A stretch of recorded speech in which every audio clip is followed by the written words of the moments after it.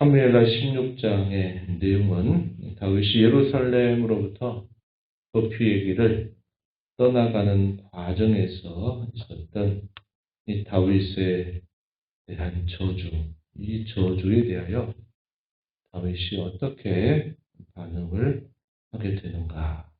한편 예루살렘을 이제 찾아온 압살롬과 또 그의 모사였던 이 아히도벨 사이에 어떠한 일이 있게 되는가 하는 것을 우리에게 잘 전달해 주고 있습니다.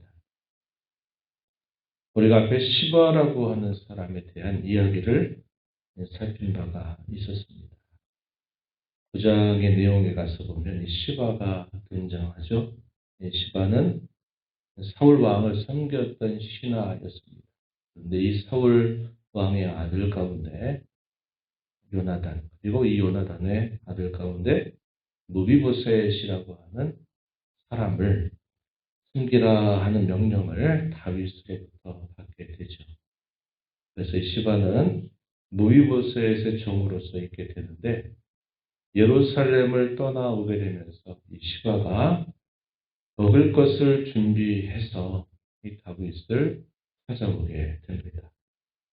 두 나귀를 데리고 와서 왕의 가족들을 태우게 하기 위해서, 그리고 떡 200, 건포도 100송이, 여름과일 100개, 다윗의 신하들에게 주도록 이렇게 하고 포도주 한 부대를 또 준비해서 목이 마른 사람들에게 이것을 먹이는 겁니다. 그가 한 이 행동 자체는 참 귀한 일이죠. 힘겨운 피난길을 떠나가는 다윗과 그의 사람들을 향해서 베푸는 큰 호의가 아닐 수 없는데, 문제는 뭐냐면 여기에 시바의 관계가 포함되어 있다는 겁니다. 겉으로 베푸는 이 호의 속에 감추어진 그의 관계가 숨어 있다 하는 거죠. 다윗이 어떻게 해서 네가 오게 됐느냐? 내가 섬기는 주인의 아들 무비보셋은 어디 있느냐라고 묻게 됩니다. 그랬더니 이 시바가 대답하죠. 뭐라고 대답합니까? 자기는 왕을 따라 온 것으로 보이고 그 무비보셋의 경우는 이제 나라를 다시 자기 아버지 나라로 돌리려고 한다. 이렇게 말을 하면서 왕을 배반하였다라고 이렇게 고하게 되는 겁니다. 다윗이 이 말을 듣고서는 현명하게 판단하지 못했어요. 말을 그대로 믿습니다. 뭐라고 말하냐면 무비보셋에게 내가 주었던 이 모든 것들은 다 너의 것이 될 것이다. 이렇게 이야기를 해줍니다. 섣부른 판단한 거예요. 대단히 상황이 힘겨운 상황 속에서 사람들이 갈리게 되죠. 함께했던 많은 사람들이 등을 쥐고 돌아서게 되고 다윗을 따르는 그런 무리도 있게 되는 과정에서 편이 갈라지듯 보이는 이런 상황이 되니까 자신이 자기의 식탁에서 함께 식사 자리를 같이 하게 했던 이 무비보셋이 반역했다라는 소식을 듣게 되니까 다윗도 그것에 대해 대단히 못마땅하게 생각을 하고서는 그런 섣부른 판단을 하게 된 겁니다. 우리가 19장 가서 보게 되면요, 이 시바가 다시 등장합니다. 무비보셋은요, 이 시바의 말대로 그렇게 한 것이 아니었어요. 그런 상황이 있었다 하는 것을 알게 되면서 이 시바가 거짓말을 하고 있고 기회를 틈타서 자기가 무엇인가를 얻으려고 하는 그런 뜻을 담아서 겉으로 호의를 베풀고 있는 것임을 알게 됩니다. 뒤에 가서 보게 되면 확인하게 되고요. 또 한 사람이 등장하죠. 사울의 집안에 속해 있었던 사람, 시므이라는 사람이 다윗의 피난길의 맞은편으로 따라붙으면서 온갖 저주를 그에게 쏟아붓는 태도를 취한 것입니다. 바울임이라고 한 곳, 이 바울임에서 맞은편 산비탈을 따라가면서 계속 먼지를 날리고 큰 소리로 다윗을 저주하고 있습니다. 다윗과 모든 신하들을 향해서 저주를 퍼붓는 거죠. 왕의 좌우편에는 모든 백성과 용사들이 있음에도 불구하고 피난가는 그들을 전체를 향해서 저주를 하고 있다는 겁니다. 7절 말씀을 한번 보십시오. 7절 피를 흘린 자여 사악한 자여 가거라 가거라. 사울의 족속의 모든 피를 여호와께서 내게로 돌리셨도다. 그를 이어서 내가 왕이 되었으나 여호와께서 나라를 내 아들 압살롬의 손에 넘기셨도다. 보라 너는 피를 흘린 자이므로 화를 자초하였느니라. 시므이가 다윗을 향해서 하는 말, 내가 피를 많이 흘렸고 너는 사악한 자다. 내가 행했던 그 악을 내 아들 압살롬이 갚는 격이 된 것이다. 이렇게 말하면서 다윗이 그렇게 된 것은 인과응보로 마땅히 되는 일이다. 이렇게 이야기를 합니다. 만약에 그것이 사실이라면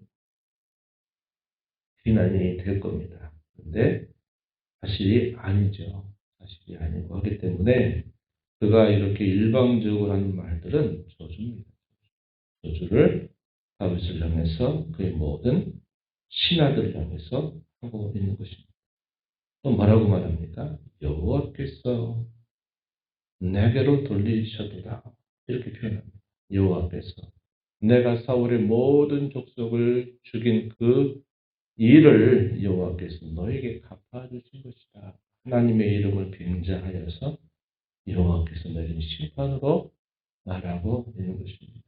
그러나 아시는 바와 같이 다윗이 결코 그렇게 한 일이 없었어요. 그러니까 이런 말들은 사실에 근거하지 않은 비난이기 때문에 이것은 다 저주에 해당되는 이야기들이죠. 그 곁에 있었던 이 아비새가 다윗에게 강청합니다. 왕께서 말씀만 하시면 내가 저 건너편에 가서 그의 머리를 베고 오겠습니다. 라고 말을 하지만 다윗이 아비새를 비롯해서 모든 신하에게 하는 말, 이렇게 말을 하게 됩니다. 10절을 한번 보세요. 중요하게 우리가 생각해야 될 구절들이 이제 주어지는데 한번 10절 보십시오. 스리아의 아들들아 내가 너희와 무슨 상관이 있느냐. 그가 저주하는 것은 여호와께서 그에게 다윗을 저주하라 하시니 내가 어찌 그리 하였느냐 할 자가 누구겠느냐. 계속 한번 보시면요. 11절 중간 부분 내 몸에서 난 아들로 내 생명을 헤아려 하거든 하물며 이 베냐민 사람이랴. 여호와께서 명령하신 것이니 저주하게 버려둬라. 혹시 여호와께서 나의 원통함을 감찰하실 텐데 그 저주 때문에 여호와께서 선으로 나를 갚아주시기를 원한다. 이렇게 대답을 하는 겁니다. 이 대답이 우리에게 귀한 교훈을 가져다 주죠. 앞에서도 우리가 읽었던 말씀 중에서 여호와께서 선히 여기시면 다시 돌아오게 해주시기를 바란다. 이런 말을 하게 되었던 것과 비슷한 맥락에서 이 시므이의 저주를 받아서 그야말로 그를 땅으로 짓눌러버린 이런 수모를 겪고 있는 중에 다윗이 하는 말은 이 모든 일들을 하나님의 섭니다. 이렇게 생각하고 그것을 그대로 수용하는 태도를 하는 겁니다. 여호와께서 허락하셨기에 저주하라 하셔서 하시는 일이다. 내 몸에서 난 내 자식도 나를 향해서 이렇게 나를 반역하고 이렇게 나를 해하려 한다면 하물며 이 사람이야 하는 것을 내가 뭐라고 하겠느냐. 이렇게 말하면서 저주하게 버려라. 이렇게 말합니다. 그러면서 하나님을 향한 신앙적 기대를 표현한 말이 12절 읽었던 것처럼 혹시 여호와께서 나의 원통함을 감찰하시니 선으로 내게 갚아 주실 것이다. 또 그렇게 갚아주시기를 원한다. 이러한 말을 모든 신하들 앞에서 그가 말을 하고 있는 겁니다. 다윗이 갖는 그의 일관된 신앙의 자세, 우리가 여기서 또다시 확인하게 되는 겁니다. 그는 주위에 있는 사람들을 둘러보지 않아요. 내가 그래도 여태까지 너에게 해주었던 호의가 어떤 것인데 이제 와서 나를 향하여 이렇게 등에 비수를 꼽듯이 나에게 이렇게 할 수 있나. 이런 서운한 마음이 어느 때보다도 많이 들 수 있는 그런 상황 속에서 다윗은 이 시선을 주위에 있는 사람들을 향하지 않습니다. 어디로 향합니까? 하늘에 계신 하나님께 시선을 향하고 있다 하는 겁니다. 이것이 매우 중요하다는 거예요. 어떤 일과 사건들이 터졌을 때 항상 주위에 어떤 일이 일어나는가를 보게 되면 어떤 사람들은 아첨하고 어떤 사람들은 그것을 기회 삼아서 자기 이익을 위해서 겉으로 호의를 베풀듯 찾아오고 어떤 사람들은 등을 치고 하는 겁니다. 우리가 인생의 길을 쭉 걸어가다 보면 어떤 때에는 사람들이 나를 막 주목하고 아니 뭔가 따라오는 듯한 그런 코스를 지나갈 때가 있어요. 다윗에게 그런 일들이 얼마나 많이 있었겠어요. 인생의 어떤 좋은 때는 사람들이 막 모여들어서 나 좀 바라봐 달라고 나를 좀 향해 달라고 이렇게 따라붙는 사람들이 많아요. 그런데 인생의 어떠한 모퉁이를 지나가게 되거나 할 때는 사람들이 다 등을 돌려버려요. 그리고 배신하고 아첨하고 하려고 하는 사람들이 많아지고 곁에 남는 사람이 없어져가는 그런 일도 경험할 수 있는 겁니다. 우리 인생 속에 언제나 항상 하나의 일만 있는 건 아니에요. 우리가 당하는 수많은 일들 속에서 인생의 굴곡을 지나가는 동안에 많은 일들이 일어나게 되죠. 그럴 때 주위의 사람들을 바라보면 절망, 낙심 이런 것들이 우리를 엄습하게 올 때가 많다는 것입니다. 사람들은 또 잘 될 때는 또 아첨하기 위해서 달라붙다가 자기에게 도움이 안 될 것 같으면 또 돌아서 이런 사람들도 참 많아요. 그날도 우리가 말씀을 나눴지만요. 바울 사도가 30년 넘는 세월 동안 복음을 전파하고 이제 마지막 감옥에서 떠날 날이 얼마 남지 않은 그때에 주위를 쭉 둘러보는 겁니다. 처음부터 한결같은 마음으로 동역자로 있었던 사람, 처음에는 함께하고 늘 동역자처럼 여겼는데 세상을 사랑해서 세상으로 떠나간 사람, 그런 좋은 일도 있죠. 처음에는 함께할 수 없는 사람이라 여겼는데 그러는 시간 속에서 진실한 동역자로 세워져서 보고 싶어하는 사람, 이런저런 사람들이 나타나게 되는 겁니다. 그럴 때 시선을 어디다 둬야 되겠습니까? 우리는 언제나 하나님께 두는 것이 바람직하다. 다윗은 오늘 그가 겪는 매우 큰 시련과 고초 속에서 하나님을 향하고 있다 하는 것을 우리가 이 표현을 통해서 잘 확인하게 됩니다. 한편 이 예루살렘 비우고 떠난 그 자리에 압살롬은 헤브론에서 이제 그의 신하들을 데리고 예루살렘으로 와서 이제 나라의 기틀을 잡으려고 하는 중에 모사 두 사람이 등장하죠. 한 사람은 아히도벨입니다. 그리고 또 한 사람은 다윗을 따라오겠다고 말했던 후세라고 하는 사람인데 다윗은 이 후세에게 나와 함께하지 말고 예루살렘에 남아서 이 아히도벨의 모략을 내가 좀 그것을 막고 어떤 일이 있거들라 그러한 사실들을 알려달라 부탁을 해서 이 후세는 예루살렘에 있게 됩니다. 압살롬이 볼 때는 두 사람의 아주 훌륭한 전략가가 자기 곁에 있으니까 얼마나 좋겠습니까? 먼저 아히도벨에게 어떻게 하면 좋겠는가 물어요.